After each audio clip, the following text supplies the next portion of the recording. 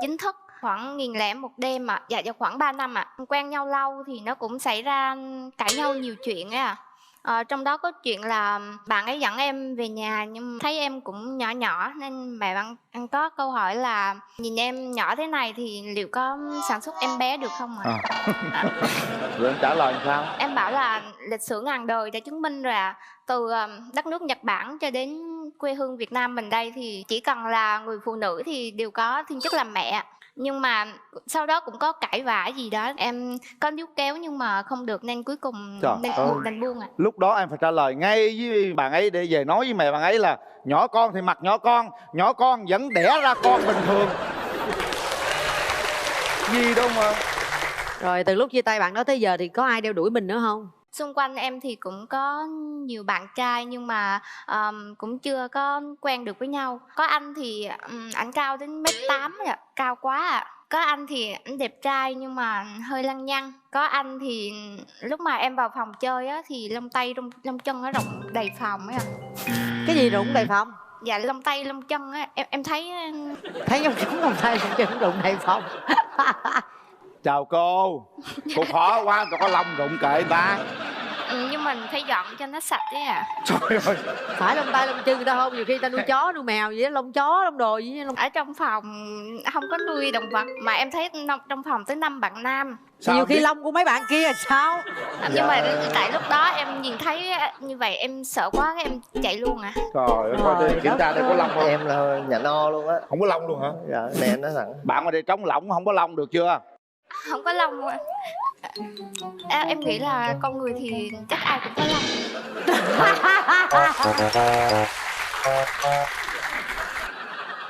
Bỏ qua vấn đề lông này đi ha.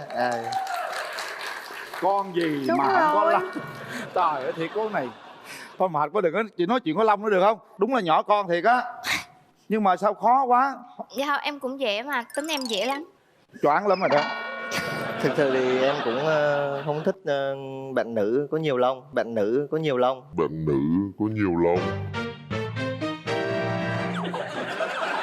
Dạ, thôi bỏ cái vụ lông đi. Trời ơi, nói cái chuyện khác giùm cái đi. dạ. Em thì cực kỳ ít luôn ạ.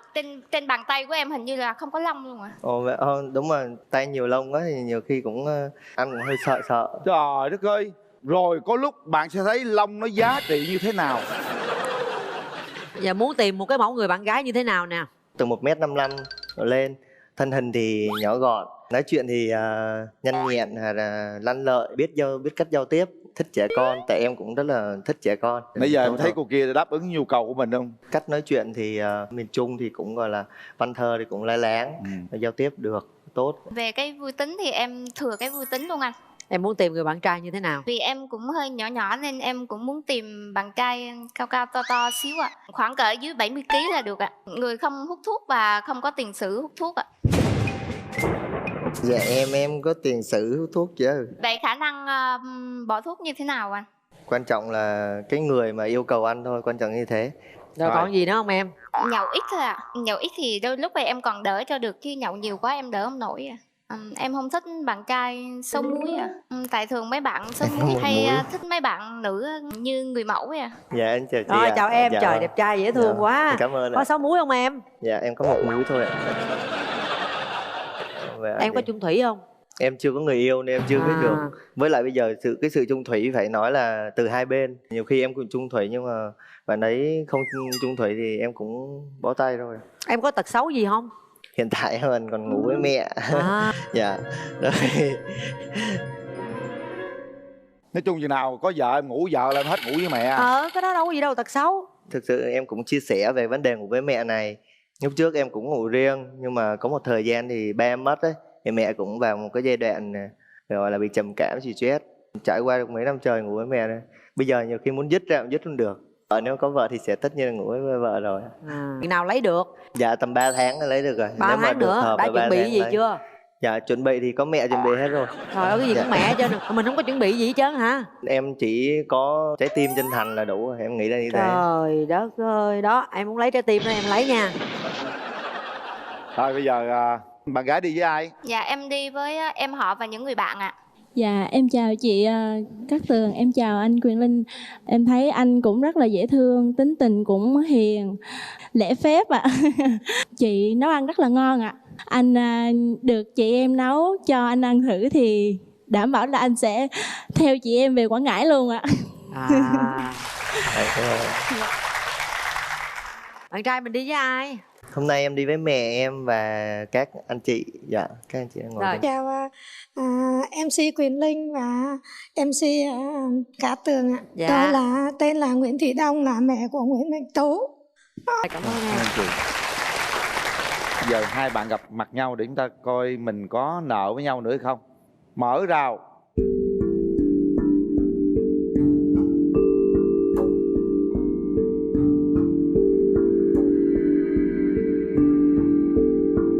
Dạ.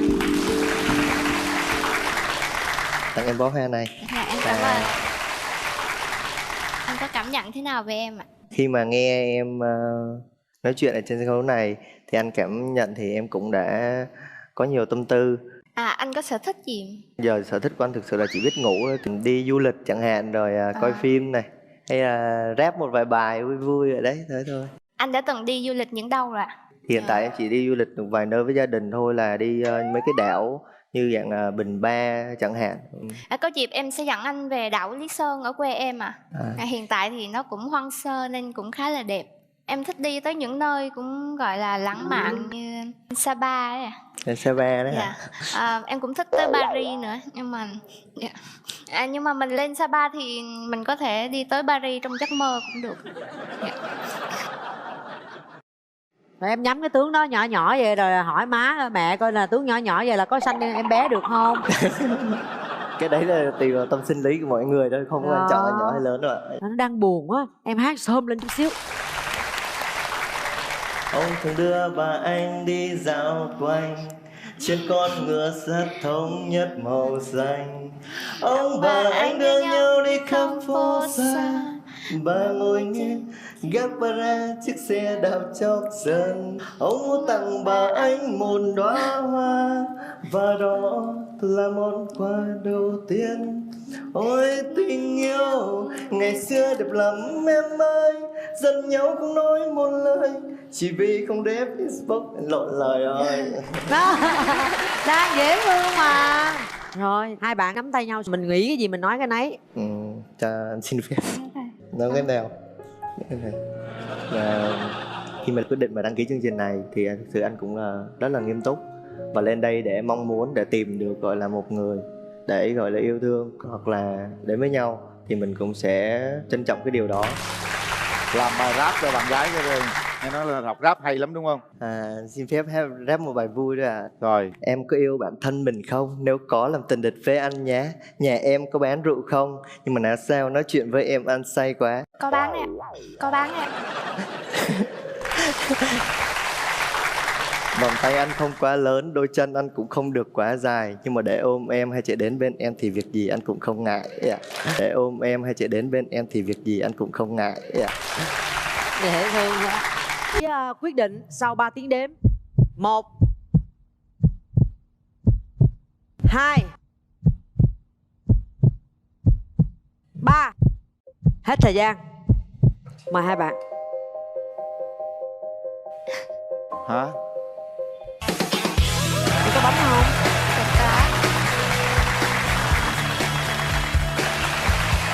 Sao anh bấm mình nhìn ai như vậy? Dạ không, em bấm mà sao em chưa thấy tín hiệu, chắc là do nó hơi nhẹ nên em phải bấm mạnh thêm.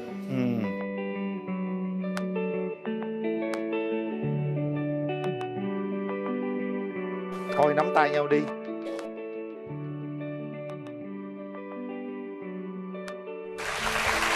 Hôn bạn gái đi em, kỷ niệm ngày đầu tiên mình gặp nhau.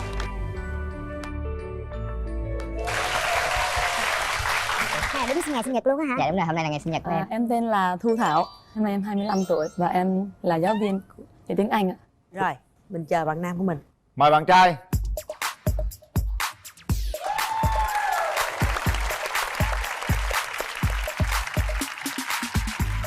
Chu đáo quá ha. Xin chào anh Quyền Linh, chị Cát Tường và bạn bên cạnh và quý vị khán giả.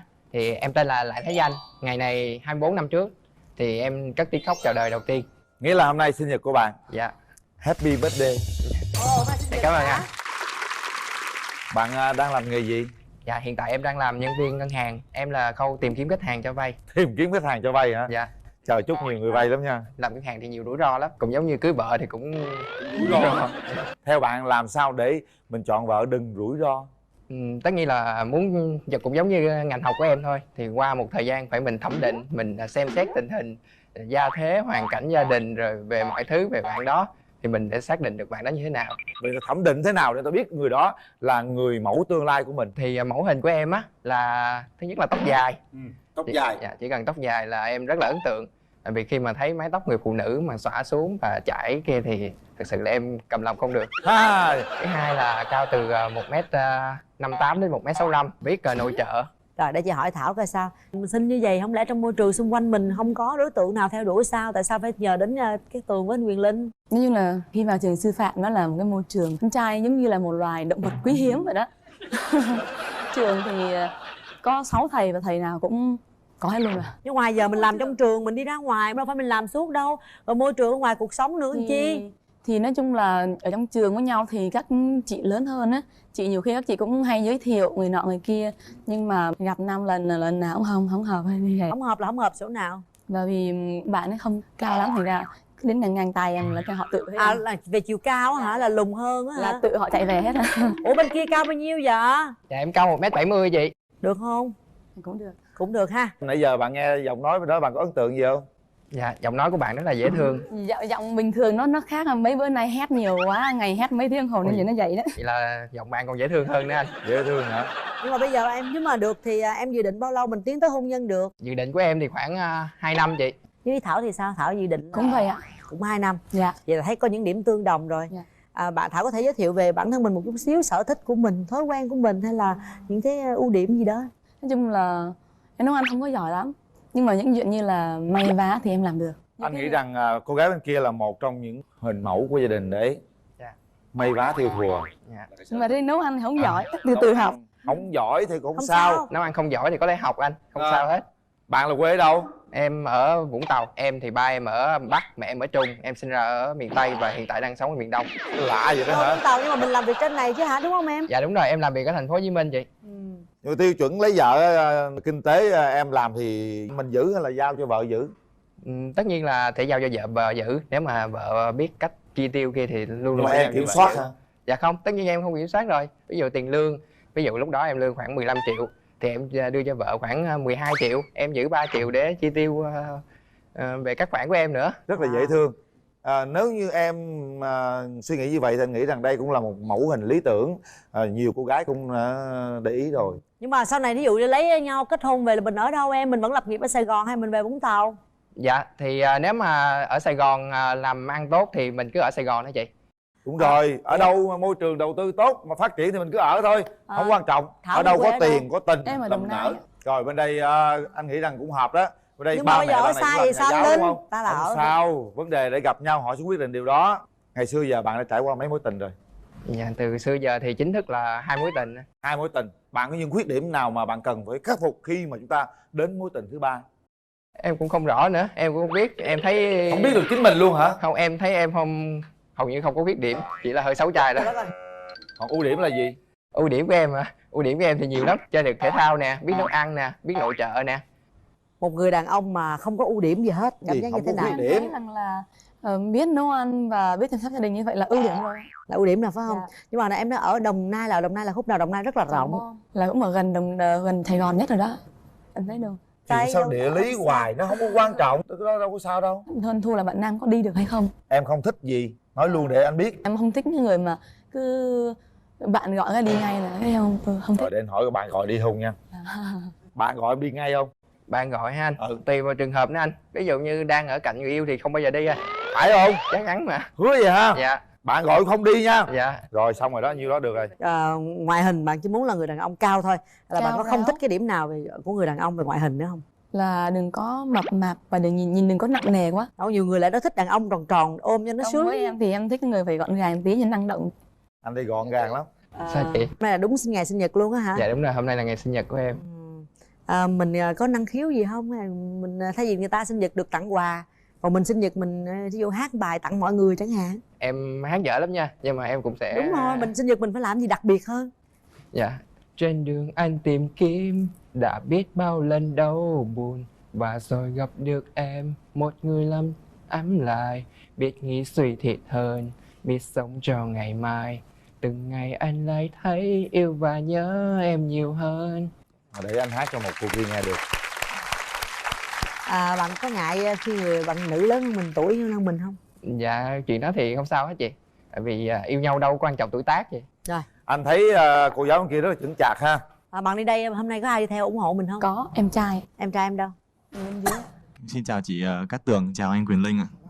Vậy em thấy anh bên đó làm sao? Như lúc ấy anh ấy nói đó là không có khuyết điểm gì hết ngoài cái số trai ấy. Còn em cũng xin nói anh là chị của em là tính cách rất là chính chắn á, nghiêm túc trong mọi quan hệ, nên là cũng mong anh là tí nữa kéo đàm lên là chúc anh thể hiện được cái sự chính chắn của bản thân. Cảm ơn em. Còn bạn, hôm nay bạn có đi với ai không? Dạ, em đi với bạn học đại học của em. Dạ em là bạn thân của Danh. Thì em cũng biết Danh cần một người con gái, và xa hơn nữa là một người vợ mẫu mực. Thì em nghĩ ai còn mẫu mực hơn được một người trong nghề nhà giáo là giáo viên. Dạ. Thì việc tiếp theo là em chỉ chúc Danh may mắn và chờ những lúc mà thôi. Dạ. Rồi, cảm ơn em. Như vậy cũng ổn rồi ha, đánh giá hai bên tốt rồi đấy. Dạ. Chúng ta kéo màn lên. Hai bạn có thời gian là 2 phút. Nhìn thật kỹ vào mắt nhau và quyết định. 2 phút bắt đầu.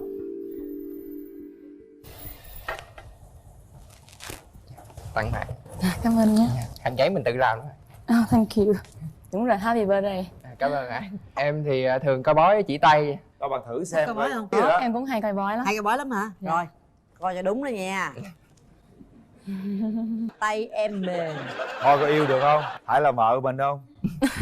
Em nghĩ bạn nữ này số tốt anh, rất là tốt. Sau này công danh và mọi thứ trong cuộc đời nó đều êm đềm. Gì nữa? Nhưng mà tình duyên không được tốt lắm. Không tốt tao mới tới đây chứ bộ. Bạn sẽ có một đứa con gái và một đứa con trai. Coi vậy cũng như không. Nói giống như đúng rồi vậy đó. Dạ thì Không, em thấy là cũng đúng đấy. Coi coi bạn nữ lên lấy chồng làm gì? cái này đầu tiên là nhìn màu tóc dài là em thích rồi. Thứ hai là dáng bạn thì cũng rất là chuẩn.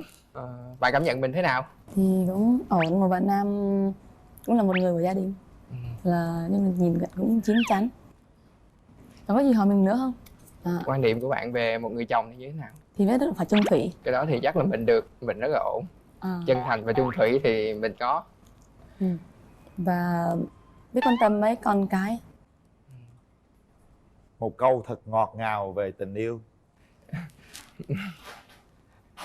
Nhìn thẳng vào mắt nhau, nhìn thẳng vào mắt bạn gái, nói một câu thật là ngọt ngào nào. Mình cùng bấm nút nha. Mình sẽ anh sẽ mang đến cho em những cái điều mà tốt nhất em từng mong đợi.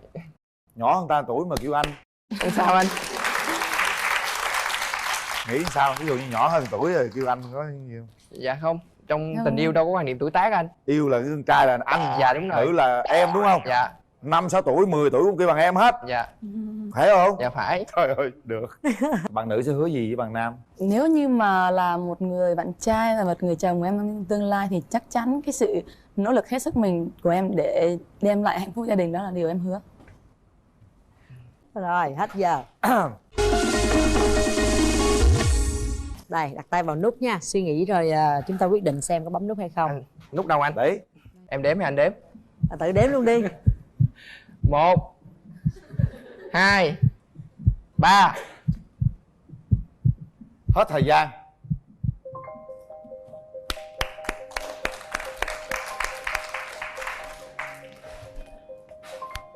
Sao vậy bạn? Vì con gái khi mà lớn tuổi hơn thì cái mặt thường nó già hơn. Nhất là nếu sau khi mà sinh nở hay khi làm mẹ rồi thì nó lại càng già nữa. Như vậy nó rất là cọc cạch, khó mà có thể cân xứng khi đi cùng nhau. Anh nghĩ rằng cân xứng đấy chứ, 1 tuổi không là gì cả. Tại vì cái mặt của em bẩm sinh đã già hơn tuổi rồi. Anh rất là bất ngờ về việc đó, bởi vì trong lúc nói chuyện với nhau, hai người cũng đã đồng quan điểm với nhau, rất là dễ thương. Em cũng rất là tiếc vì bạn nam này với tính cách cũng như về công việc, về nghề nghiệp, về mọi thứ rất là hợp với em. Bạn có khó không khi mà suy nghĩ không bấm nút? Rất là khó. Thì cảm thấy rất là buồn vì khi nghe cái bức rèm thì với những gì bạn Nam thể hiện về quan điểm cũng như về cách sống và lối suy nghĩ rất là hợp với em. Bạn Nam cảm thấy như thế nào? Dạ, em cảm thấy thì chưa có đến duyên được với nhau thì làm bạn thôi chị, không sao hết. Dạ. Biết đâu lại trên chương trình lại chưa được nhưng mà sau này lại được thì sao vậy? Em muốn là tìm hiểu bạn gái em, xong rồi em sẽ về nhà bạn gái em chơi, thì em sẽ thể hiện cái lễ phép và cái kính trọng. Thứ nhất là để cho người nhà của bạn gái em đánh giá em, xong rồi bạn... Chào. Wow. Đẹp trai quá. Không con ha. Đẹp không? Đẹp. Thiệt không? Đẹp trai này nghe đẹp trai bên kia chị Cát Tường chỉ khoái rồi. Em tên là gì? Dạ em tên Tấn.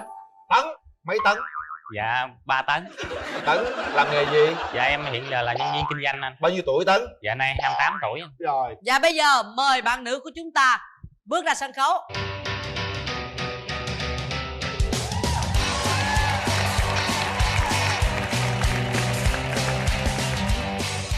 Chào chị. Em tên là gì? Dạ em tên là Lê Huỳnh Anh ạ. Anh bao nhiêu tuổi? Dạ em 24 tuổi. Anh bố mình đang làm công việc gì anh? Dạ hiện tại em đang làm công việc nhân viên văn phòng ạ. Ở bên đây cũng rất là xinh gái, bên kia thì lại đẹp trai. Mà tại sao bạn xinh gái như thế này mà lại ế? Thật ra lúc trước thì em học chuyên ngành chính của em, lúc trước em chọn là ngành bác sĩ pháp y. Pháp y là mình mổ xẻ rồi này kia hả? Dạ em học chuyên về mổ xác. Trời đất ơi ghê vậy. Cô này cá tính mạnh này nha. Nhưng mà sao mình đang học cái đó là mình lại chuyển qua ngành khác? Em thấy cái ngành này thì mình có gia đình. Là sao? Tại vì thường thường mà tâm lý mà một người mà muốn tìm hiểu mà để quen với mình mà người ta nghe mình đúng là rồi ngành mổ xác thì người ta sẽ rất là nhưng mà lý do tại sao hồi xưa bạn lại chọn cái nghề đó bạn? Em thích ngành này vì em thích sự khám phá. Đó rồi. Cũng là một cái suy nghĩ, một cái cá tính rất là mạnh. Như vậy là bạn Tấn, bạn thấy được cá tính của bạn bên kia rồi ha. Bạn là kinh doanh. Dạ. Bạn làm được bao nhiêu lâu rồi? Cũng 4 năm rồi anh. Bạn rất đẹp trai, cao to, mà cái này chị Cát Tường nói là thích đẹp trai thôi. Thấy mới tin nha, chứ còn quảng Đẹp cáo trai không tôi có bảo tin đảm. đâu. Những người đẹp trai rất đào hoa. Dạ. Rất là nhiều người phụ nữ đẹp bên cạnh mình. Dạ. Tại sao đến bây giờ bạn vẫn chưa tìm được một nửa cho bạn? Ý anh nói là nhiều người mà đẹp trai thì có nhiều mối này kia, cho nên những bạn nữ em quen thì họ cũng nghĩ như anh luôn. Cho nên khi mà em bắt đầu câu chuyện này kia thì rất là khó. Thì lúc đầu là người ta nghĩ là mình sẽ không chung thủy. Với hai nữa là trong cái công việc em này kia đó thì thời gian em không có nhiều tìm hiểu. Khi em làm này kia về rồi em có đi học này kia. Bạn học gì thêm nữa hả? Dạ em học Anh văn nữa anh. Ở trong cơ quan của bạn tôi nghĩ là rất nhiều bạn gái xinh đẹp. Không lẽ mình không tìm hiểu được một người nào đó? Không vừa rồi tôi có thấy báo chí đăng rất là nhiều là tình công sở. Không lẽ chẳng có một chút tình nào công sở hay sao? Nói thật ngày khi mà hồi xưa em làm á thì có, nhưng mà trong công ty á cái công việc mình nhiều khi mình không có cư xử như một người bạn trai được. Ủa sao vậy? Dạ tại vì ví dụ như công ty công việc thì phải ra công việc, cho nên nhiều khi em sợ nữ á sẽ không có hiểu cho mình, cho nên em không có quen trong công ty. Dạ. Bạn Anh ơi, tại sao bạn biết chương trình này mà đến tham gia? Dạ mẹ em đăng ký tham gia chương trình này cho em. Mẹ đăng ký? Dạ mẹ em cũng muốn tham gia chương trình luôn. Mẹ muốn tham gia luôn mẹ hả? Muốn tham gia luôn hả? Mẹ đâu? Mẹ sao mẹ không tham gia? Dạ mẹ có chút việc nhà nên mẹ không có tham gia chương trình được ạ. Dạ. Vậy mời mẹ đăng ký nha, ghi tên luôn đi Cát Tường. Mẹ đăng ký chưa? Mẹ em đăng ký rồi. Đăng ký rồi. Bây giờ mà để cho con đi trước coi tìm được bạn trước rồi mà mẹ mới tìm sau. Dạ. Dạ. Hay cái này hay nha. Hay cái vụ này tôi hay với Cát Tường là làm luôn 2 mối luôn á. Vậy mẹ em hiện giờ đang làm công việc gì? Nhà em có 3 anh chị em ở nhà. Mẹ ở dưới quê Cà Mau ở với anh trai, còn em ở đây với em trai em. Có nghĩa là nếu mai mốt mẹ lên tham gia chương trình là đi từ Cà Mau lên? Dạ. Mẹ ở không bao lâu rồi? Ba mẹ ly dị 10 năm rồi. Rồi mình làm con cái mình cũng phải lo tìm đường cho mẹ mình trước nha. Rồi Tấn bây giờ tôi hỏi Dạ, Tấn nè. Bạn tham gia rồi còn ba bạn sao?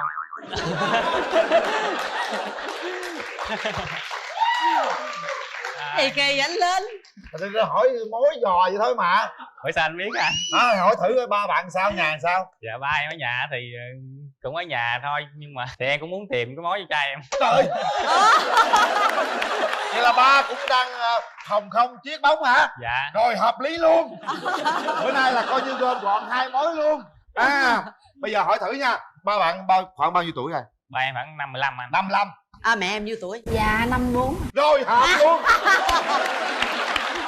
Rồi ok. Đăng ký ba bạn tên gì nó luôn đi. Dạ ba em tên Minh. Tên Minh. Dạ. Mẹ bạn tên gì bạn? Dạ mẹ em tên Trần Tiết Liễu Tên Liễu. Rồi người tên Liễu tên Minh quý vị nhớ nha. Sẽ có một lần một người tên Liễu, một người tên Minh ngồi đây nha. Mốt chương trình ghép đôi đó nha. Vậy bây giờ bạn muốn điều gì ở người bạn trai của mình? Thật ra em thích một người bạn trai phải có tính trung thực, phải có sự rõ ràng, và đặc biệt là trong cuộc sống của người đó phải có xác định rõ mục tiêu, mình sống vì điều gì và ước muốn điều gì, mình sẽ làm được điều gì. Khi công việc ổn định rồi thì mình sẽ lo được cho gia đình. Điều gì em không thích ở người bạn trai của mình? Không có lễ phép và không biết chuyện. Cái thứ hai là không thành thật. Bạn có thành thật không?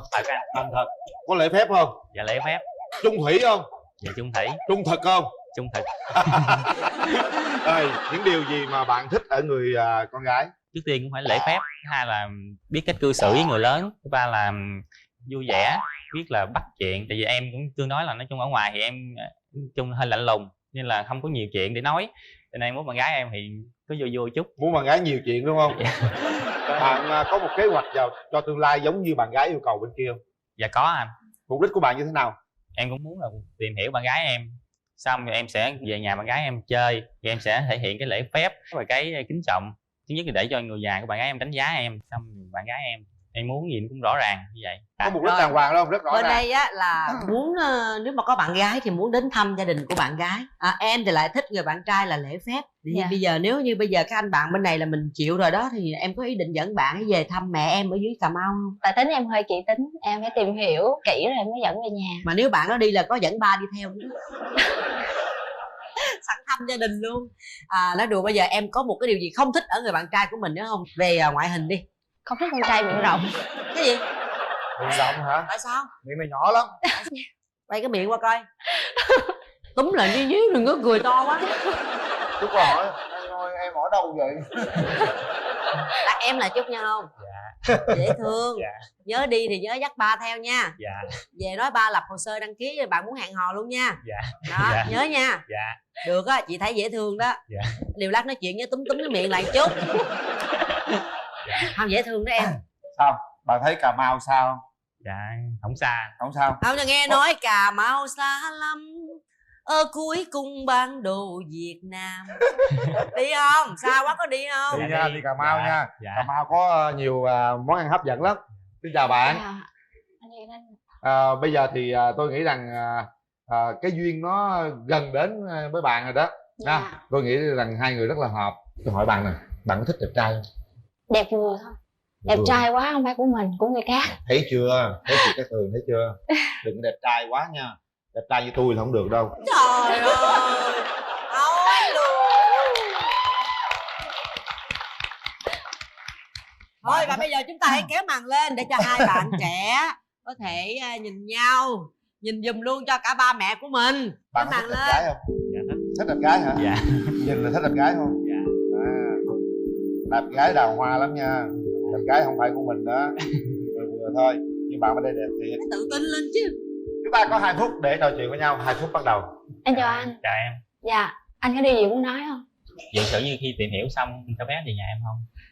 Dạ anh được à. Chưa bấm nút gì về chi? Hỏi anh miệng có rộng không? Rồi em thấy miệng em sao? Dạ bình thường à. Dạ. Ở khi mà đi chơi tụi em thích đi chơi những nơi nào? Nơi nào mà vui là cũng được, nhưng mình hạn chế đừng có đông người ha. Đủ 2 người được. Dạ không ạ. Anh nghĩ sao với em à? Em dễ thương. Dạ em cảm ơn anh. Anh ơi vậy anh có bấm nút không?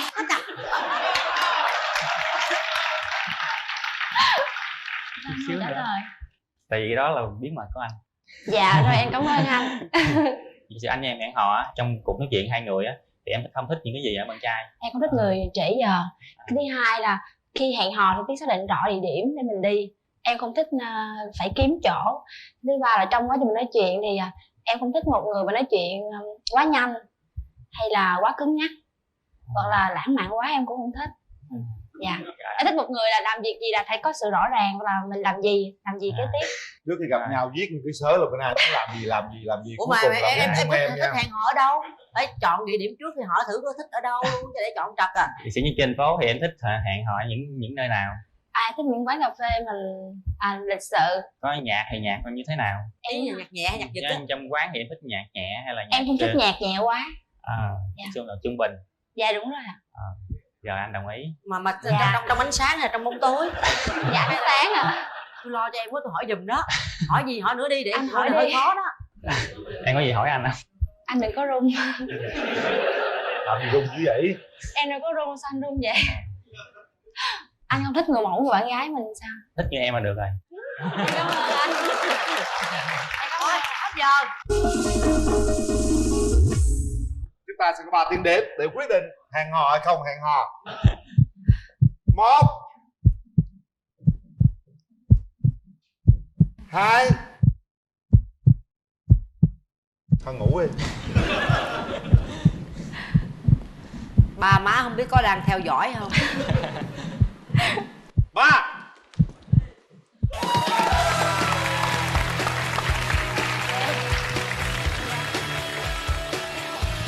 Rất là dễ thương. Bạn cảm nhận như thế nào về người bạn trai kế bên? Nhìn cái mặt anh ấy dễ gần, có thể mình tin tưởng được à. Đúng. Còn em thấy sao? Bạn gái em dễ thương. Lại Nắm tay nhau đi. Dạ. Nắm tay nhau đi. thực tế chả. Sao? Cảm nhận sao? Dạ nóng quá. Được không? Nhắm được không?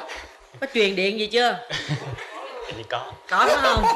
Chúc mừng hai bạn. Nói chuyện vui vẻ, nói nhiều chuyện vui vẻ lắm. Đâm Vui ra vẻ. phải thích một người là phải vui vẻ. Em có Với một lại- hình mẫu lý tưởng nào không em gái? Dạ người mẫu của em là đẹp như anh Quyền Linh là được.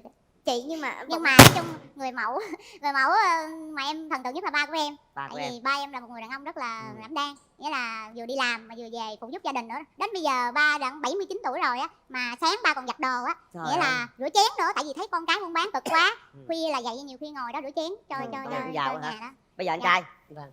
Nãy giờ cô gái đưa ra vấn đề đó, anh cảm giác anh có được bao nhiêu phần trăm trong cái yêu cầu đó? Tức là về những cái tố chất. Đúng về rồi, nãy giờ cái yêu con cầu người á. Thì Với tôi nghĩ lại là- anh có biết nấu ăn không? Có chút xíu về nấu ăn không? Vâng, với cái tố chất, những cái đặc điểm mà cô ấy nêu ra thì tôi nghĩ bản thân tôi khoảng trên 70%. Trên 70%. Vâng, còn về ngoại hình thì có thể là không phù hợp với sự lựa chọn của cô, nhưng mà tôi cũng nói với Ngọc An rằng là tức là có thể cái cây nó không được tốt nhưng mà cái cụ nó tốt lắm. Có nghĩa là cái sản phẩm, em yên tâm là nếu mà anh là người bạn đời của em thì cái sản phẩm thứ ba, tức là sản phẩm con cái thì nó rất là ok. Và tức là em cũng như trong cái thời đại công nghệ 4.0 ấy, tức là ví dụ anh mua cái điện thoại thông minh, tức là anh biết cái sử dụng cái chức năng thông minh đấy, thì nếu em gặp anh tức là em đang có một cái điện thoại thông minh. Cái quan trọng là em có vận dụng để sử dụng cái điện thoại thông minh đấy được hay không thôi. Tức là Vâng. sử dụng hết chức năng của điện thoại thông minh đó hay không? Vâng.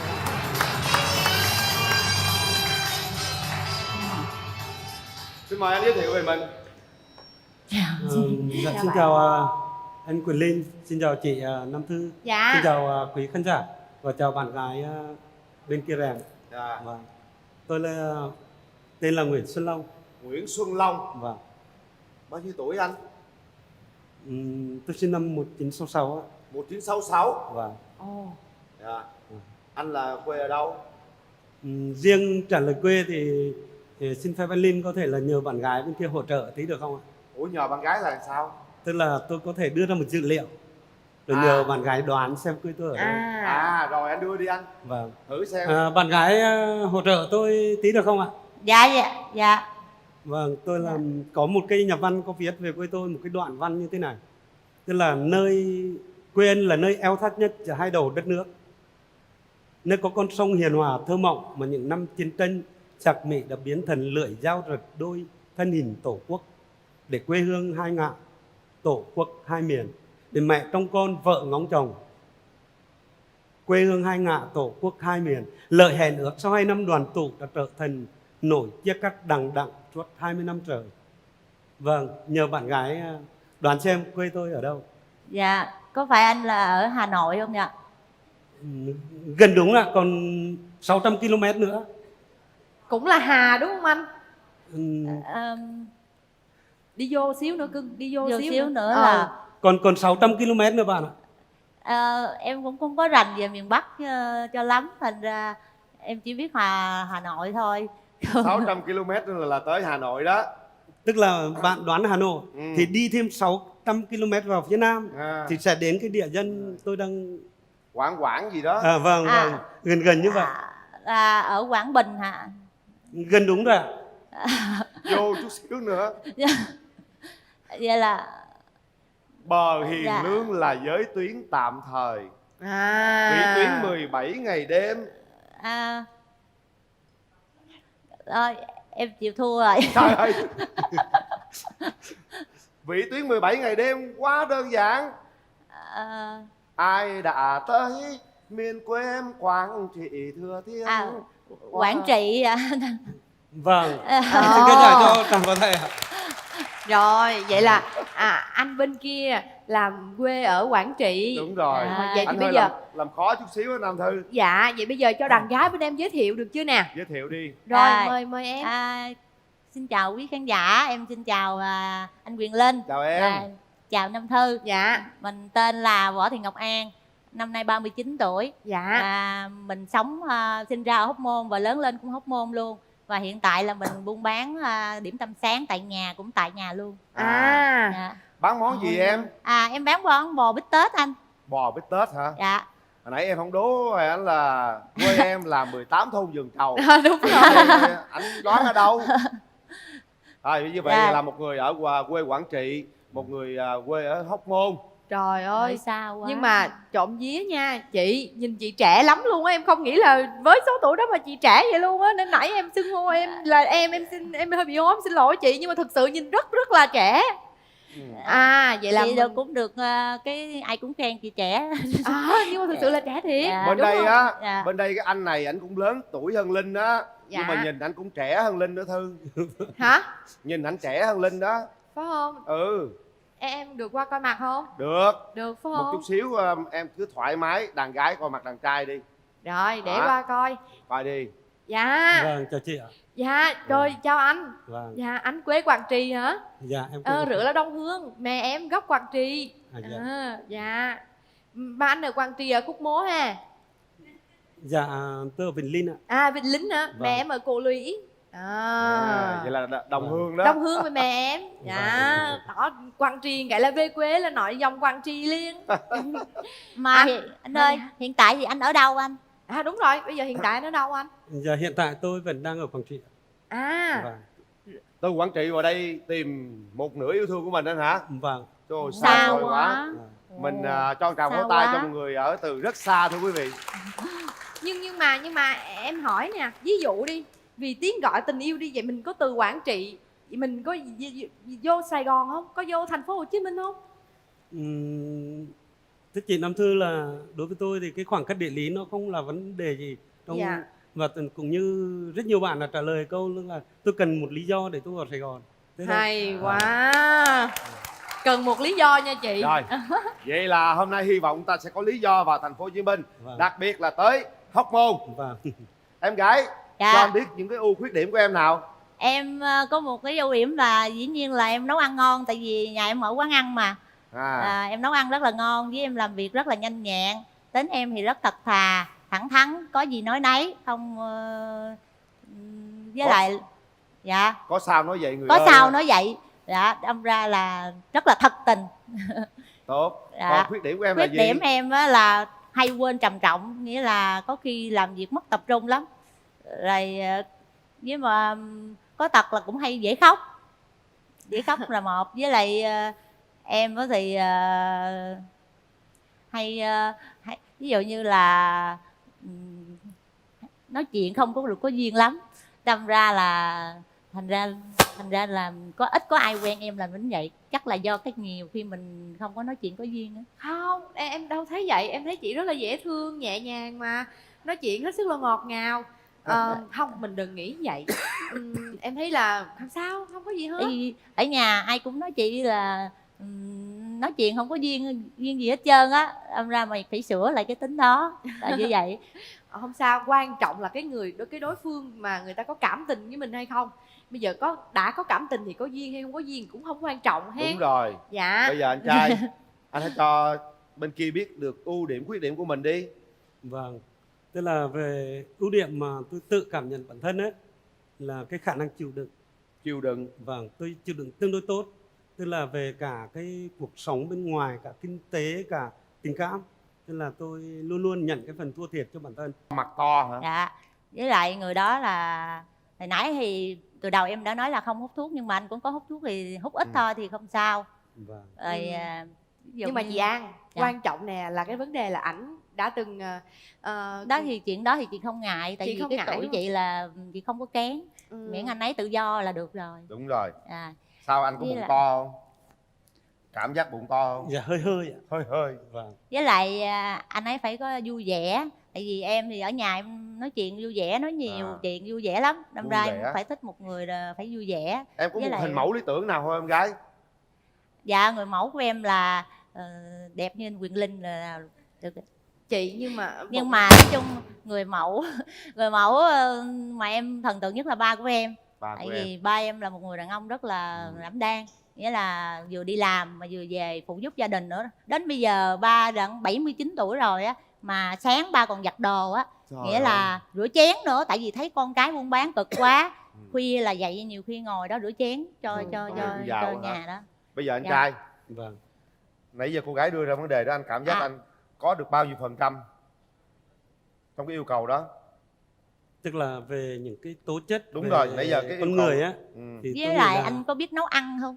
Có chút xíu về nấu ăn không?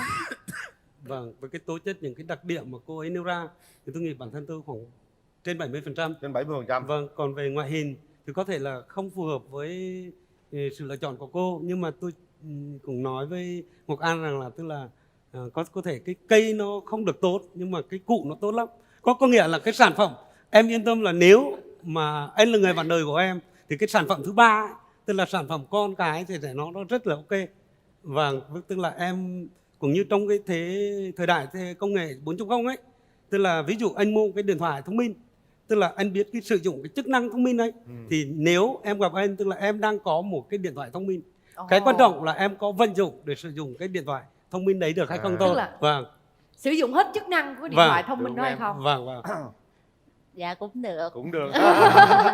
Sử dụng được. Em còn yêu cầu gì đàn trai nữa không? Dạ hết rồi. Hết rồi đúng không? Em chỉ đơn giản thôi. Đơn giản, còn anh trai Chiều muốn cao một em người cũng con không có gái. quan trọng nữa. Chiều Không cao quan em trọng đúng không? Không quan trọng. Bây giờ á, anh muốn một người phụ nữ cùng với anh như thế nào?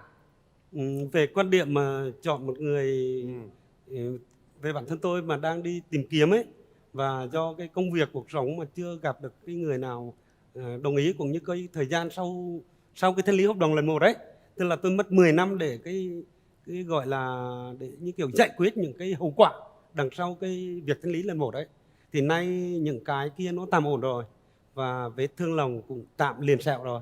Hôm nay tôi cũng cảm thấy là mình thiếu một cái gì đó mà quy luật tạo hóa cũng như bản thân tôi đang cần tìm. Thế cái người phụ nữ mà tôi tìm thì tôi chỉ mong là thứ nhất là ở nhà thì là một người phụ nữ của gia đình, ra ngoài xã hội thì một gần như một quý tộc ấy. Tức là quý tộc gần như một quý gọi là một quý cô ấy, tức là biết ở vận dụng ăn mặc cho nó đẹp, biết trang điểm bản thân, biết mình là phụ nữ và phải tôn tạo được những cái gì mà bố mẹ đã sinh ra mình phụ nữ, thì mình phải biết giữ cái đẹp của bản thân. Bên đây có hết điều đó. Vâng. Về gia đình là người của gia đình rồi, anh thấy không? Vâng. Gắn bó với gia đình, biết nấu ăn rồi bán hàng ăn nữa. Vâng. Rồi xinh á thì phải nói cô này xinh đó. Vâng. Rất Và xin xinh. phép anh Linh cái là có cái câu hỏi mà bạn gái bên kia hỏi tôi chưa trả lời, tức là anh có biết đi chợ không? Thì xin thưa là khi mà chưa có gia đình á, khi tân niên chưa vợ á, là tôi đã từng đi chợ nấu cơm cho nuôi em ăn học 8 năm đại học, tức là đã từng nuôi em rồi. Và sau khi thanh lý hợp đồng lần 1 thì tôi cũng mất 12 năm để đi chợ nấu cơm nuôi 2 cháu học đại học. Rồi. Tức là tôi có cái khả năng nội trợ và có khả Mình năng. hiểu rồi. Bây giờ thế này, Vâng. chúng ta bỏ qua cái chuyện hợp đồng cũ đi. Vâng. Bây giờ mình nói những cái điều mới đi ha. Vâng. Linh nghĩ rằng là anh bên đây cũng đã từng trải rồi đó, em gái. Dạ. Thành ra anh ấy có thể có những cái kiên nhẫn, chịu đựng, Vâng. có thể chia sẻ, có thể quản lý về gia đình, có thể làm tất cả mọi điều mà người đàn ông có thể làm, bởi vì họ đã qua một lần đò rồi, họ rất là kinh nghiệm. Còn em gái bên kia rất là mới, tinh Vâng. khôi luôn, một cái người chỉ bây giờ cần tình yêu thôi, quan trọng hai người có bù đắp với nhau không thôi. Khoan nha, Sao? Vâng. tại vì chị em trước giờ chưa yêu nên em phải hết sức là cẩn trọng để Vâng. có thể tin tưởng giao chị em đi hay không nè, gả chị em đi hay không nè. Anh Linh nói là thôi mình sẽ dẹp bỏ qua cái hợp đồng cũ. Vâng. Nhưng mà em muốn em muốn hỏi xíu thôi, Vâng. là sau một cái lần đó thì tất nhiên khi bước tới một cái cho là mình sẽ bước tới một cái hôn nhân mới đi, thì tại sao anh nói là vết thương lòng đó mới liền thôi chứ không phải là nó quên luôn rồi hả? mình phải là dẹp bỏ tất cả chứ. Và sau đó thì sau cái thanh lý lần 1 thì anh đã có kinh nghiệm gì hoặc là có rút ra được cái gì để mình chuẩn bị được không? Ví dụ như là tại vì chị em á mong manh lắm, thật sự Vâng. mong manh lắm. Nếu mà xíu nữa gỡ cái bức tường rào này ra, anh nhìn thấy chị em hết sức là mong manh. Vâng. Không bước ra khỏi nhà, không biết gì cả ngoài cuộc đời ngoài kia như thế nào, va vấp như thế nào, được bảo bọc trong vòng tay cha mẹ rất là kỹ lưỡng. Thì với một cô gái như vậy thì anh nghĩ là anh sẽ như thế nào? Vâng, về phía bản thân tôi thì thứ nhất á, là có thể là ngoại hình cũng như mọi cái nó không được như những người đàn ông đã từng cô ấy gặp. Nhưng chắc chắn dù có nhỏ con so với những người đấy, nhưng mà tôi cũng có một cái độ an toàn nhất định. Và sự an toàn khi Đúng. một người phụ nữ gần bên tôi. Có nghĩa là em hãy tin rằng nếu em chọn anh thì cái sự an toàn trong cuộc sống, có thể anh là người đàn ông chú tất nhất trong cái mà em gặp. Vâng. Cảm ơn câu trả lời của anh. Vâng. Em không biết như thế nào nhưng mà riêng bản thân Nam Thư thôi. Vâng. Phụ nữ thực sự chỉ cần 2 từ duy nhất khi đứng kế một người đàn ông đó cảm thấy an toàn. Ảnh cho em binh vực tí xíu ha. Tại vì ảnh cũng là người miền Trung, cũng đồng hương với mẹ em. Em cũng là gốc Huế, người miền Trung rặt. Vâng. Ba Huế, mẹ Quảng Trị thì là chắc chắn là miền Trung 100%. Em cảm nhận được cái sự chân thành, một cái sự gọi là chân thành, chân thật từ anh. Và em biết người miền Trung mình giỏi lắm, chịu thương chịu khó khủng khiếp lắm, không ai bằng, thiệt sự. Và em thực sự là chưa biết như thế nào nhưng mà rất mong là hai anh chị sẽ có thể có duyên với nhau. Và bây giờ mình tới gặp người thân đi ha, anh Linh ha. Rồi, em gái đi với ai vậy? Dạ hôm nay chị đi với ai nè? Chị An. Chị đi với mẹ, với Dạ. lại chị dâu chị và cháu chị. Dạ, con chào bác, em chào chị, chào gia đình mình. Đó. Dạ. Rồi cho gặp bác trước em gái ha.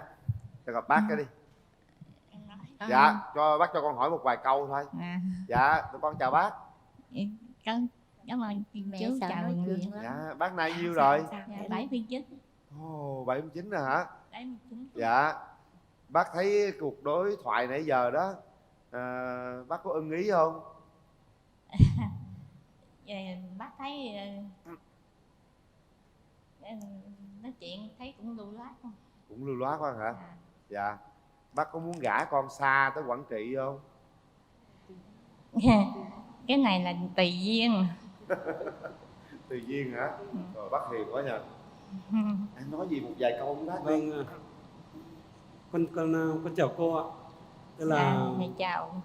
Con cũng, nếu mà con gái cô chọn con và bọn con với nhau thì cô cũng yên tâm, tức là con thay cô. Trước đây là em gái nó ở với gia đình, thì từ khi gặp con thì con phải thay cô để chăm sóc em. Và cho những bất cứ cuộc sống như thế nào thì con là người luôn luôn biết che chở và bảo vệ cho người phụ nữ của bản thân mình. Bác có câu hỏi nào hỏi bên đàn trai không? Giờ phải có thời gian tìm hiểu.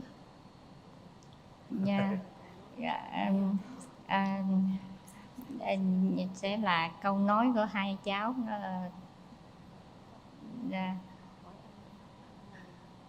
hả? Kệ đi, bác nói gì đi, hỏi tới em nói. Cái để bác nói tự nhiên đi, không sao hết trơn á. Bác nói gì bác? Dạ bác cứ nói. Bác thì cũng không có ít lời nói. Đó. Bác có mấy người con? 8 người. Trời ơi. Đây là Út hết. 8 người con, đây là Út hả? Dựng vợ gả chồng hết chưa bác? Có mình Út chưa có. Mình Út chưa có hả? Út chưa bác có. có mong Út lấy chồng không?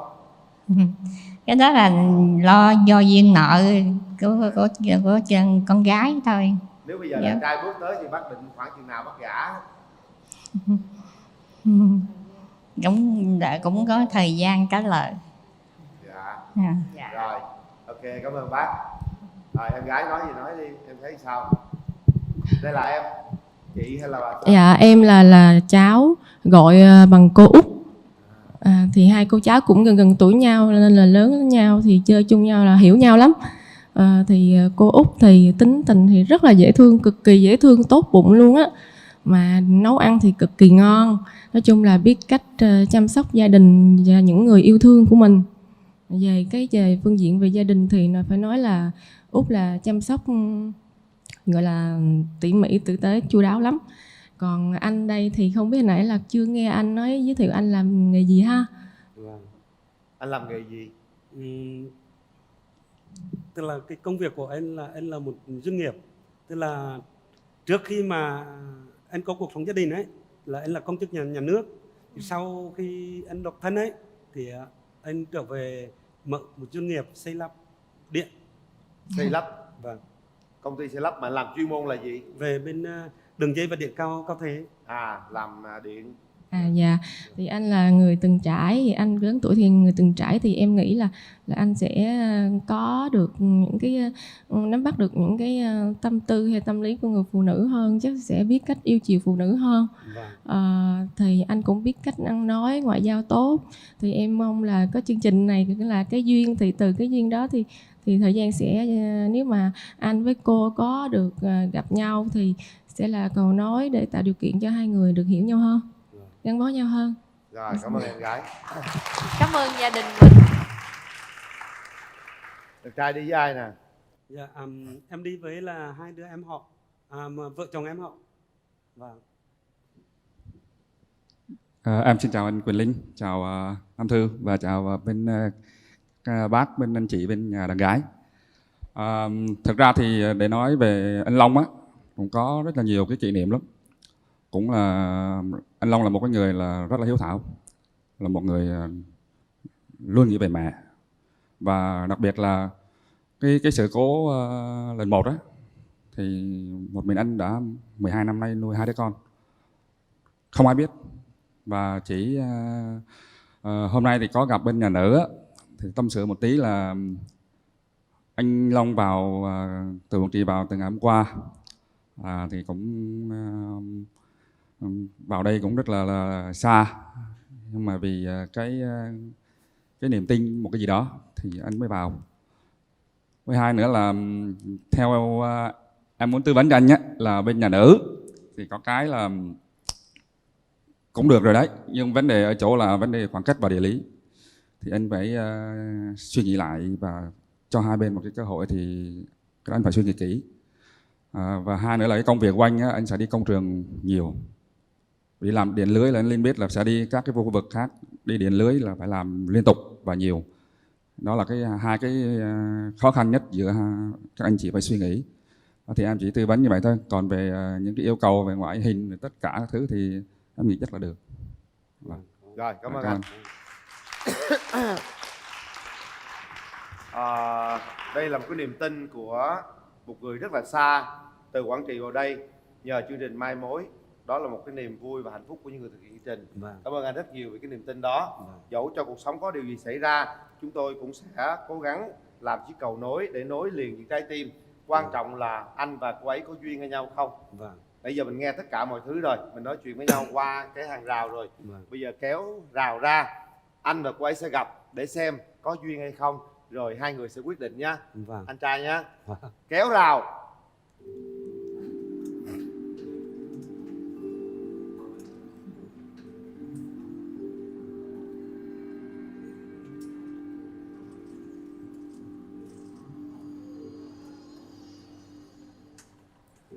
Đó. Mời anh.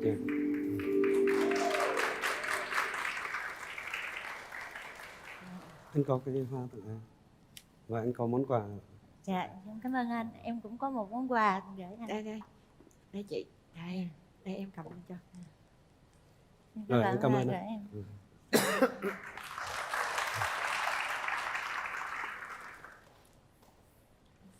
Rồi, bây giờ mình gặp mặt nhau, mình nói hết những gì mình đang nghĩ về nhau. Anh thấy em sao?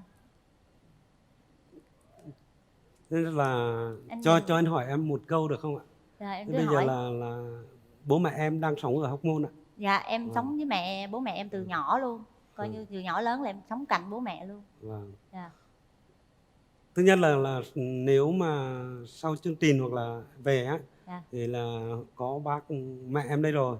Thì thứ nhất là anh cảm ơn mẹ em. Thứ hai là qua em cho anh gửi lời thăm đến bố em. Dạ, em cảm ơn anh. Tức là đã sinh ra em và may mắn thì hôm nay em chưa có người đàn ông nào và em gặp anh ở chương trình này. Đó Dạ. là cái điều Vâng anh. rất cảm ơn. Rồi như em từ đầu em đã nói với anh đó là chẳng hạn như em không có muốn xa gia đình lắm, Vâng. nên là ví dụ như đến với nhau á, anh có thể là vì em hay là vì em mà chuyển công tác qua bên đây để sống gần em không? Về cái công việc á, thực tế là anh cũng không nghĩ là mình sẽ theo đuổi cái công việc này nó lâu dài. Dạ. Thế anh cũng nghĩ là nếu khi nào đó mà anh tìm được cái nựa của mình ấy thì anh sẽ chuyển từ cái đi làm công trình ấy. Dạ. Tức là anh dành dụm được một ít vốn thì anh muốn kinh doanh một cái lĩnh vực khác, Dạ. có sự hỗ trợ của người phụ nữ, và Dạ. cái vị trí kinh doanh thì đương nhiên là tùy theo cái nơi có thể lập nghiệp, chứ không hẳn là phải theo đuổi cái nghề công trường này. Cho nên em yên tâm, nếu mà cái duyên phận chúng ta có thì anh cũng không đến nỗi là phải đi công trường nhiều. Vì thứ nhất là cũng không dễ gì đi công trường đấy, nhưng mà để có một cái khoản vốn nhỏ nhỏ để mà quay về để mà kinh doanh thì anh cũng thích kinh doanh hơn, chứ Dạ. không đi xây dựng Em nữa. thì nào giờ em ở nhà em lo buôn bán, em không có đi làm ở ngoài. Đâm Vâng. ra là em thì tính tình em cũng vô tư lắm. Em thì nói chung là em rất là dễ tính, nghĩa là nói chung là em quan trọng của em đó là không có xa gia đình được. Đâm ra là vấn đề làm dâu thì anh có chị em không có thể làm dâu được thì anh có thể chấp nhận không? Cái điều đó bản thân anh cũng không đòi hỏi. Dạ. Và anh thì có 3 anh em trai, cho nên cũng có những đứa em dâu nó thay anh để làm cái công việc đó đối với gia đình anh rồi. Cái thứ hai á là anh chỉ muốn là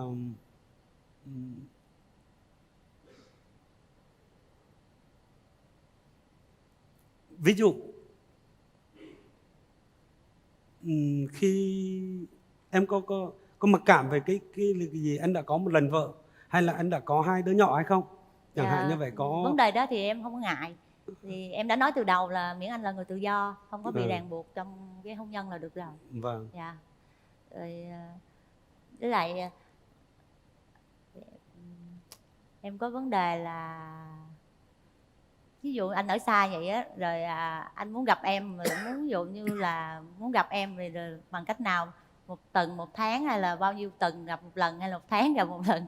Tại vì em thấy cái khoảng cách đó nó hơi xa, rồi mình tìm hiểu nhau nó cũng hơi khó. Giới thiệu em một chút. Dạ. Tức là bạn hàng anh ở Long An có, Dạ. ở thành phố Hồ Chí Minh có, ví dụ công ty dây cáp điện Thịnh Phát, hay là dây cáp đường Long An. Cái chuyện là không hẳn hôm nay gặp em, mà trước khi gặp em, cái chuyện em vào Sài Gòn nó cũng đơn giản. Cho nên là cái chuyện quan trọng là như anh nói lúc nãy đấy, tức là em là lý do chính đáng để anh dành thời gian vào. Còn có thể là một tuần một lần em vào vẫn nữa. Bây giờ á, sân bay Đồng Hới vào đây cũng rất là gần em. Lên máy bay khoảng độ chừng chút xíu tới đây thôi. Vâng. Vấn đề quan trọng là hai người có duyên với nhau không thôi. Vâng. Bây giờ em cảm nhận chàng trai này như thế nào? Em thấy anh cũng hiền, Hiền. ăn nói chuyện đồ lưu loát, có duyên lắm. Đấy. Có em thì em đã nói rồi, em nói chuyện có duyên, có gì anh chúc chấp cho. Ai nói em không có duyên? Đúng rồi. Em dễ thương mà. Em nói thấy là chị của em nói chuyện lúc nào cũng ngọt ngào, dễ thương, Biết lễ cách nói phép, luôn, rất là đúng trong rồi. nói chuyện rất có trước có sau, không có vấn đề gì hết. Với lại anh dù sao mình cũng từng trải mà. Vâng. Em nghĩ là anh ngồi ở đây, anh có thể nhìn được hết như thế nào, có thể nhiều khi em nghĩ là anh có thể nhìn được chị như thế nào. Chị, mình được quà của ảnh tặng á, chị muốn mở quà coi không? Hay về nhà mở Thôi, riêng nè? Chị thích về nhà mở hơn. Về nhà mở riêng ha. Anh thấy người con gái đối diện thế nào? Cảm nhận mình đi. Thứ nhất là về bản thân thì những cái tiêu chí bề ngoài, tức là trong cái đăng ký của anh thì em cũng có đạt được những cái tiêu chí mà theo cái đăng ký và theo sở thích của anh. Nhưng có vấn đề quan trọng thế này trước khi chúng ta quyết định bấm nút. Linh hỏi thật anh nha. Vâng. Bây giờ nếu như anh đồng ý, cổ đồng ý với nhau, thì anh có đủ sức để lo cho bạn ấy,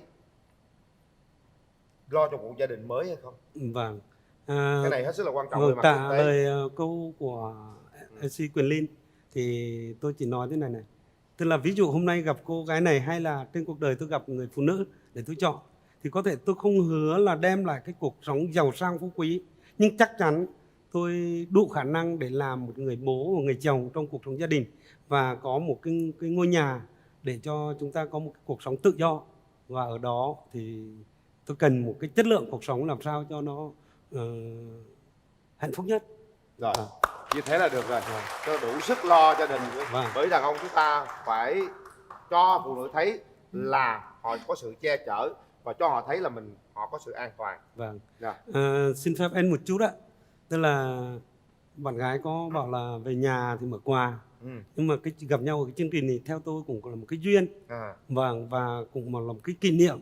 Có thể là sau cái chương trình này hai chúng ta đi chung về một đường, hay là mọi người đi mọi đường, thì anh cũng muốn tặng món quà này ở cái sân khấu này, cũng như kiểu một cái kỷ niệm đối với em tham gia chương trình. Muốn mở luôn đúng không? Vâng, thì anh tự mở luôn rồi anh tặng cô ấy luôn. Đấy, mời em đứng lên. Và có nhờ Nam Phương một tí. Đứng đây. Anh qua đây. Anh qua đây nè. Đó, dạ. Rồi em cầm cho ha. Vâng. Anh quay qua đây, anh quay đó, dạ đây. Rồi, đây em cầm cho. Dạ. Anh ấy là một người rất tình cảm đấy. Dạ. Đây, đó. Anh có thể là quà quý quá. Đeo cho em được không ạ? Dạ. Nhưng mà mắt cho anh cái nhá, mắt anh phải. Dạ rồi. Rồi anh đeo lên đi rồi em móc giùm cho. Anh rồi đứng bưng nha. Anh làm rễ phụ. Rồi. Đây em kéo tóc lên nha. Đây. Món quà quý quá. Rồi anh để móc lên luôn. Rồi thả đi móc. Đây để em hỗ trợ nha, hỗ trợ nha. Hình ảnh này đẹp lắm đó. Rồi, đó, anh vén tóc chị ra đi. Đó. Rồi, đứng đây nè. Dạ, đây là lần đầu tiên cô gái ấy nhận quà từ một bạn trai. Đây là lần đầu tiên cô gái ấy gọi là cảm nhận một cái tình cảm từ một người đàn ông. Thành ra Linh nghĩ rằng giây phút này thì chắc chắn cái cảm xúc của em cũng có đúng không? Dạ. Cảm xúc thế nào em gái? Em thấy món quà lớn quá, em cũng không, em hơi run. Dạ. Không có gì run em, đó là tình cảm của... Cho anh đợi lời một chút. Dạ. Nếu như chúng ta không có duyên phận dạ. thì coi như một món quà của một người anh gặp em giữa cuộc đời này. Về cuộc đời đối với anh nó ngắn lắm, đúng không? Một chúng ta làm cái gì cho nhau khi đang còn sống thôi. Còn khi qua đi thì hết. Cho nên quan điểm của anh trong cuộc sống của anh với những người thân của anh thì anh đều luôn luôn đưa được cái tâm của mình, tức là hãy làm những gì cho nhau khi đang còn sống. Vâng. Và cũng xin lỗi hai anh Si tí, tức là trong cuộc sống thì con người ta rất dễ nói câu là hãy cho đi để nhận lại, nhưng quanh chúng ta cũng rất ít mấy ai dám cho đi, em nhận không? Đấy, cho nên là đối với cuộc sống của tôi thì tôi rất đủ khả năng để cho đi. Cho nên là không phải đối với cái trường hợp này, mà đối với những cái trường hợp nó gặp được cuộc đời nữa, nó bi thương, thì tức là tôi sống bằng cái tâm và với những cái cảm giác là muốn khoảng cách từ trái tim đến trái tim nó gần hơn. Do dù mối quan hệ đó là như thế nào, ví dụ mối quan hệ giữa anh và tôi, mối quan hệ giữa bạn bè hay mối quan hệ giữa đồng nghiệp. Tôi cũng là trong tham gia cái chương trình Bạn Hiểu Đường Xa mà, cho nên là tôi cũng là thành viên của Bạn Hiểu Đường Xa, nên là tôi thích những cái cử chỉ mà nó làm sao để giữa cuộc đời này chúng ta luôn luôn nhớ về nhau, làm sao cho cuộc đời này nó tốt đẹp anh ha. Cảm ơn những chia sẻ của anh. Bây giờ thì mình trở lại ghế đi. Ngồi đi chị, ngồi đi. Chị An, bây giờ gặp rồi, tặng quà rồi thì chị cảm thấy sao về ảnh, về tính cách lẫn ngoại hình? Mình cứ nói với nhau. Từ đầu của chương trình chị cũng, nãy chị quên nhắc là một tiêu chí là chị thích người đó có chút xíu ga lăng.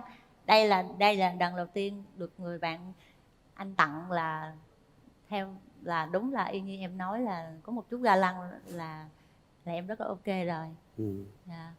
Nhưng còn về vấn đề có đến với nhau hay không thì em với anh thì có thể cho nhau cơ hội ra ngoài tìm hiểu, chứ trên đây thì cũng không có tìm hiểu hết được.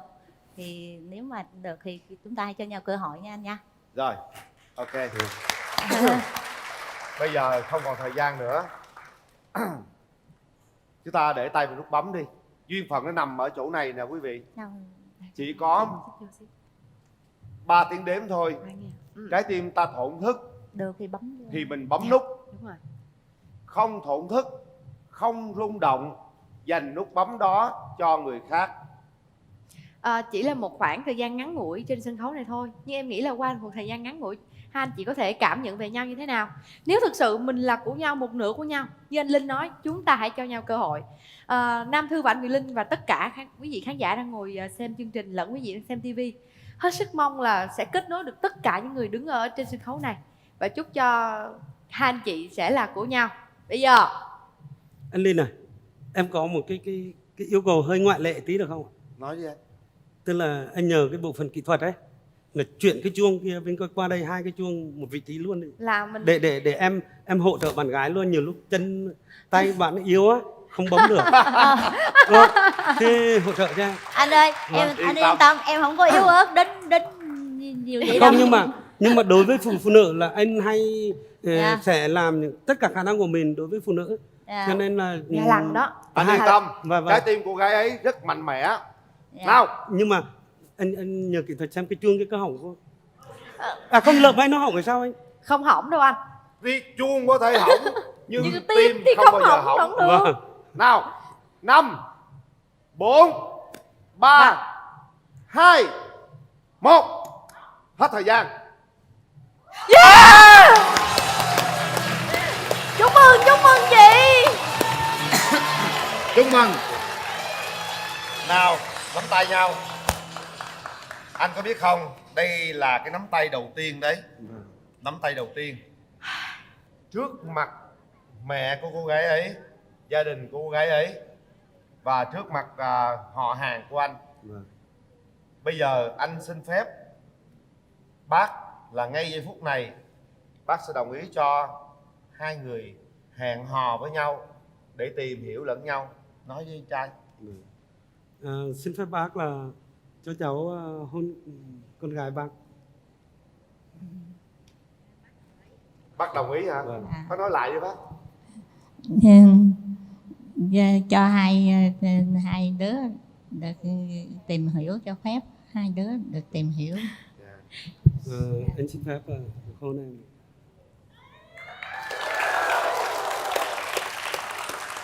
Nụ hôn đồng đời đó nha. Đúng rồi. Một cô gái còn trong veo luôn. Không, em dễ thương lắm. Thật sự em nói em không có duyên là không đúng đâu. Đúng. Tự em nhận thôi. Dạ. Chứ cái cảm giác của anh á, em là một cô gái rất là dễ thương. Không ai nghĩ em 30 mấy tuổi đâu nha. Em thôi. cũng không biết sao luôn, tại vì đa số là em thấy vậy. Anh chứ em gà chị em đi rồi nghe. Làm rắn coi được quê mình nghe. Đừng để chị ấy quay lại để mặn vộn em nghe. Nghe anh Long nghe. Đối với mọi người đi. Đúng rồi. Khoan là thứ nhất là đối với Nam Thư ấy. Dạ. Tức là theo anh theo dõi cái chương trình này, dạ. và trong cái bản đăng ký anh cũng viết rất hấp dẫn. Dạ. Đúng không? Tức là anh xem chương trình Bạn Muốn Hẹn Hò là như một ngọn đèn hải đăng, mà anh là con tàu đang lạc lối ở đại dương. Dạ. Là trong cái bản đăng ký của anh là như vậy. Dạ. Thì đồng thời là cái giữa Nam Thư và anh cũng có một cái duyên, có nghĩa là hình như là đây là buổi đầu tiên dạ. em tham gia dẫn Bạn Muốn Hẹn Hò thay dạ. Cát Tường đúng không? Dạ. Và cái điều này anh khi anh bước lên này mới biết. Dạ. Còn trước đó là anh cứ nghĩ là anh Quyền Linh với chị Cát Tường thôi, dạ. không nghĩ là Nam Thư. Dạ. Cho nên cũng là cái duyên và dạ. mở hàng cho em, tức là cặp đôi của bọn anh dạ. là nắm tay nhau về. Dạ. Còn bọn anh có đi được với nhau trên con đường hay không thì bọn anh lại thông báo lại cho Quyền dạ. Linh, và chương trình sẽ Rồi, hy vọng biết rằng kết quả của sẽ có những thông báo của hai anh nha. Dạ. Đây là những chiếc vé xem phim của cụm rạp Cinebox 212 Lý Chiến Thắng gửi tặng anh cũng như là em gái. Chúng ta đến đó xem phim để tìm hiểu nhau nhiều hơn, có không gian lãng mạn để yêu thương nhau nhiều hơn. Phần quà của cô gái tặng anh đó.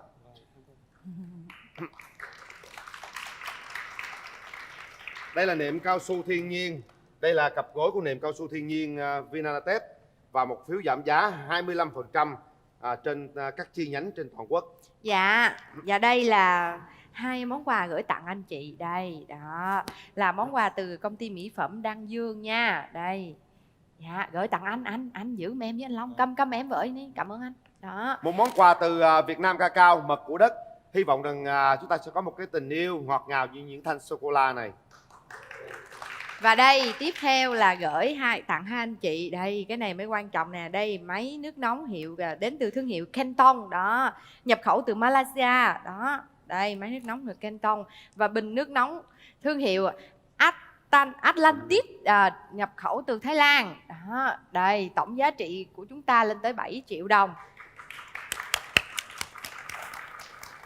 Hôm nay đến đây có một cái kết nối mới, một người bạn, hy vọng rằng đó chính là một sự lựa chọn hiệu quả nhất. Rồi bây giờ hai người có thể đến xem phim được rồi đó. Chưa, chúng ta còn nữa. hả? Dạ còn, trời ơi, Đâu, đây cắt nữa. đi. Đây là phần quà dành cho hai anh chị, là một chiếc TV Aquino 42 inch đó, truyền hình vệ tinh, thu được 300 kênh truyền hình miễn phí, trị giá 5.950.000 đồng. Nếu như cái TV này sẽ thuộc về hai anh chị để trong ngôi nhà của chúng ta nếu như hai anh chị tiến tới hôn nhân. Dạ rồi, một lần nữa Nam Thư và anh Quyền Linh hết sức chúc mừng hai anh chị. Dạ, mình đây còn nữa nè, còn quá trời luôn chị. Cái này là cô anh tặng chị nè, bưng nổi không? Đây sách này nè, em nhét cái này vô trong cái bịch cho chị nha. Đây nha. Rồi, cảm ơn chị. Dạ. Rồi bây giờ đứng sát vô coi, đứng sát vô cái. Anh thay mặt Nói lớn, alo, alo, anh nói lớn lên anh. Alo.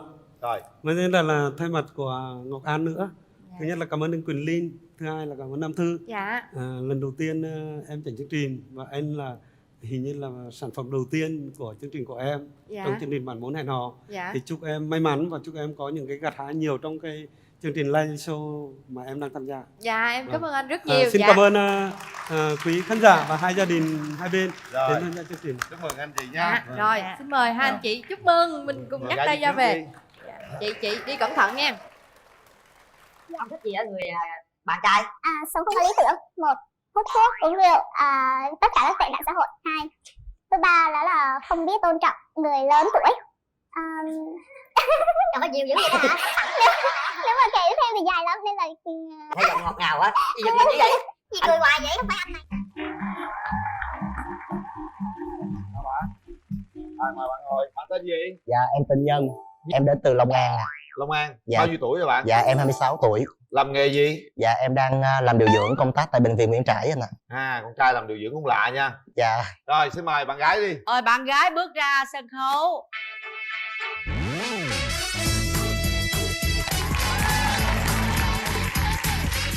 Ôi rất là dễ thương, rất là xinh.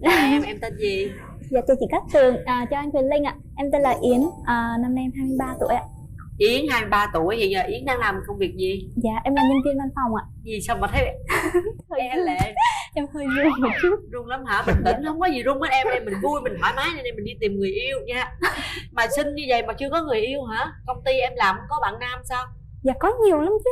Nhưng mà các anh có đối tượng hết cả rồi. Dạ. Thì vậy?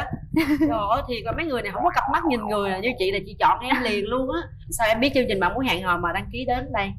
Công ty cũ của em có chị Thảo rất là thích chương trình này, đặc biệt là thích cách dẫn chương trình của chị Cát Tường và anh Quyền Linh. Nên là về lục trong phòng xem là còn ai mà chưa chưa có đối tượng là bắt đầu giới thiệu. Thì chị ấy có giới thiệu để em đăng ký tham gia chương trình ạ. Nhưng thật sự là em cảm thấy mình muốn tìm một người để mà quen, để mà trao đổi, để yêu thương, hay là muốn tính đến chuyện hôn nhân luôn? Bây giờ yêu rồi 1-2 năm nữa cưới cũng được. 1-2 năm nữa cưới cũng được ha. Dạ. 1-2 năm tay 26, tay gần 30, 1-2 năm chờ nổi không? Dạ nổi anh. Nổi hả? Dạ. Nổi em chứ sao nổi anh? Dạ nổi anh, tới đó cũng vừa tuổi. Nhưng mà anh hỏi nè, người ta nói làm điều dưỡng á, là phải nữ chứ sao em làm điều dưỡng? Dạ không, em làm bên khoa hồi sức cấp cứu anh, nên cần phải có sức khỏe với lại tức là cụ thể của bạn là sao? Như là mình điều khiển máy nè, mình cấp cứu, nhồi tim. Nhồi tim tức là để cái tay lên nhồi vậy đó hả? Dạ, đây là cần phải có sức khỏe. Nhưng mà lý do sao bạn vào cái nghề này? Cũng tình cờ thôi. Đến bệnh viện rồi thấy mấy anh đó làm thấy cũng thích rồi chọn nghề. Thích hả bạn? Dạ. Điều gì? Dạ khi mà mình cứu sống được một người anh, cái cảm giác nó lạ lắm. Hạnh phúc lắm đúng không? Dạ đúng rồi, nên là em quyết tâm theo nghề. Bạn theo nghề hồi sức cấp cứu được bao nhiêu lâu rồi? Dạ em thâm niên 6 năm anh. Cái giờ giấc làm việc của bạn sao? Giờ em cũng có lịch sẵn chị, có một cái lịch rất là lâu cả năm luôn, nên là mình có thể sắp xếp công việc được. Có nghĩa là giờ có bạn gái mình cũng sắp xếp thời gian tìm hiểu đi chơi rồi được dạ, nha. có lịch hết chị. Bây giờ bạn thích người bạn gái mình là người như thế nào? Em thích người bạn gái em cuộc sống giản dị thôi, từ phong cách tới lại cá tính luôn chị. Bạn bên kia có đau tim đừng lo nha. Bên đây cấp cứu 24/24. Dạ. Rồi bây giờ em thích cái mẫu người bạn trai mình là người như thế nào này? Anh ấy là người chín chắn, điềm tĩnh, Chị nghĩ chắc chắn là điềm tĩnh, với công việc của ảnh là anh phải điềm tĩnh, anh phải cứu người mà. Hay mà đó là hiếu thảo, biết tôn trọng gia đình, biết kính trên nhường dưới. Nãy giờ bên kia yêu cầu gì đó bạn thấy có đáp ứng được không? Dạ cũng có chút anh. Dạ. Khuyết điểm của bạn là gì? Hay quên tên bạn mình. Em rất là nhiều bạn nên là thỉnh thoảng là nhắn tin lên lầm tên. Mốt có nhắn tin cho bồ mình nhắn nhầm người khác rồi nha. Dạ không, em rút kinh nghiệm rồi anh, em chỉ nhắn em thôi chứ không có nhắn tên. Dạ. Rồi, ưu điểm của mình là gì? Ưu điểm của em là hiểu về đồ cổ anh, em thích sưu tầm đồ cổ, cây cảnh, biết chút xíu nấu ăn. Em không thích gì người phụ nữ? Dạ em không thích người phụ nữ hút thuốc nè, cờ bạc, chỉ hai điều đó thôi. Chắc không có đâu, giờ ít người đó dạ, lắm. Dạ có chứ anh. Dạ có, cũng có. Dạ. Rồi. Rồi cô gái bên kia dạ. Không thích gì ở người bạn trai? Sống không có lý tưởng. 1. Hút thuốc, uống rượu, tất cả các tệ nạn xã hội. 2. Thứ 3 đó là không biết tôn trọng người lớn tuổi. Trời ơi, nhiều dữ vậy đó hả? Sẵn nếu mà kể thêm thì dài lắm nên là thấy giọng ngọt ngào quá. Gì giật mình như vậy? Gì cười hoài vậy? Không phải anh này đâu mà cười hoài. Đó, cái này cũng được lắm nha. Được không? Đừng có quảng cáo không có nha. Giờ để các Tường xem đi, xong rồi mình mở màn cho hai người nhìn nhau luôn. Rồi. Em chào chị. Được nha. Được. Dạ. Muốn lấy vợ chưa? Dạ. Để chờ 2-3 năm nữa được không? Dạ được chị. Được dạ. ha. Cái tâm tốt, con người cũng tốt, đẹp trai. Ồ được đó nha. Cặp này được nè. Thôi được rồi, kéo màn lên luôn đi, cho tao gặp luôn đi, đi về bển luôn. Mà tôi nói tôi thấy được. Được thì giờ kéo màn lên luôn. Thì tôi nói được, đồng ý tôi là được đi. Rồi, ok. Anh cũng đâu hai người gặp quá rồi. Mở màn. Kéo màn lên. Bây giờ anh hỏi Nhân nè, mẫu người lý tưởng người bạn gái của em là gì? Hiểu được bạn trai. Hiểu bạn trai, rồi dạ. gì nữa? Thích đi làm từ thiện, có cùng sở thích. Phải không? Dạ. Mập lùn cao. Cái đó không quan trọng anh. Dạ. Quan trọng mặt đẹp được rồi đúng không? Dạ. Cái tâm đẹp được rồi đúng không? Dạ. Rồi. Đây. 2 phút. Dạ. Có quà luôn. Bởi vậy tao nói người đẹp quà cũng đẹp. Cảm ơn anh. Anh thích chụp ảnh không? Có. Anh là thợ chụp ảnh đó. Vậy hả? Anh rất là thích chụp ảnh. Nhất là phong cảnh với lại con người trong đó thì cần thấy. Dạ. Em hỏi một câu thôi. Anh thích chó hay mèo? Anh thích cả hai. Ngày xưa nhà anh có một con chó rất là cưng, rồi nó sống cũng lâu lắm, rồi nó mất, từ đó anh không có nuôi nữa. Nè, lý do gì tự nhiên gặp mặt hỏi ta thích chó hay mèo? Để em biết là anh có giống em không. Đủ tao nói tao thích heo rồi sao? Nó ghét giống con mèo sao? Mặt là giống con. Vậy anh còn điều gì muốn hỏi em mà dạng như là muốn hỏi mà chưa hỏi nữa? Nếu mà đám cưới thì em sẽ chụp ảnh cưới đó, đâu. nãy giờ câu này có vô nè. Câu này nãy giờ có vô nè. Ở trên cho em. Anh thì có ý định là chụp ở vùng núi Đồi Thông, xong rồi mình xuống Nha Trang hay để mình chụp ở biển. Lãng mạn quá ha. Hai người lên rừng chụp đi. Có lãng mạn, tặc xăng rồi kia ha. Đu rồi cái cô gái rừng xanh đu ra, hai người chụp đi. Nó khác liền, cưới khác liền. Em có thích mặc áo dài không? Tại vì em không tự tin lắm nên là không thích áo dài lắm. Dạ. Mặc dù rất là thích. Thích người phụ nữ mặc áo dài, nhìn nó mang một cái vẻ đẹp gì đó rất là Việt Nam. Còn một điều nữa, em nhìn bề ngoài thì em rất là hiền lành, dạng như Nai ấy. nhưng mà thực ra trong cũng có một con quỷ nữa. Nên là nhiều khi á em không muốn là người ta dễ bị đánh lừa bởi vẻ bề ngoài của mình, dạng như vậy. Không sao, cái chuyện đó không quan trọng em. Em chỉ sợ sau này dạng như lỡ là anh có bấm chẳng hạn, sau này anh hối hận. Dạ không hối hận. Thôi được rồi. Cặp này tôi ưng bụng lắm luôn rồi đó. Mà ai cũng thấy ghét luôn rồi nha. Rồi, đặt tay lên nút đi. Cặp này luôn. Khi mà người ta biết mình là quỷ, người ta chưa có quỷ. Cặp này không bấm tôi bấm á. Suy nghĩ cho kỹ nha. Đè hai cái nút tôi bấm luôn á. Chuẩn bị. Chúng ta có 3 tiếng đếm. 1, 2. Bấm đi, 3.